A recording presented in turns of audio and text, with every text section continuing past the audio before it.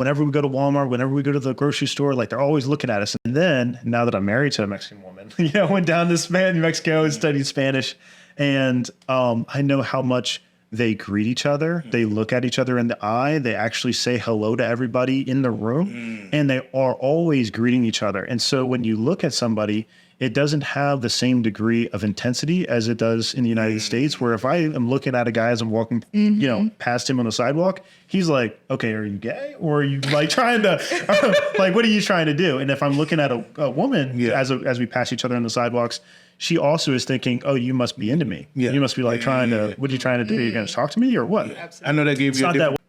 It took actually a lot of my wife's kind of complaining about how rude people are in the United States, is that how basically little etiquette that we have. And she would always feel like people are being rude to her and being unfriendly. And I'm sitting here thinking to myself, I'm like, why does she think that they're being unfriendly because they don't greet her, or because they get into a circle of people and they don't acknowledge her in particular? And so it took a lot of like thinking about it. But then once it clicked, I was like, I know what's going on. And I know why I felt that and why I probably shouldn't have felt that when I was a kid. And then the other time was just this guy, he was Vietnamese, and he came to my wife's work, came to my house, and my wife was there and I wasn't there. And so he and his wife and his kids were there and they're talking.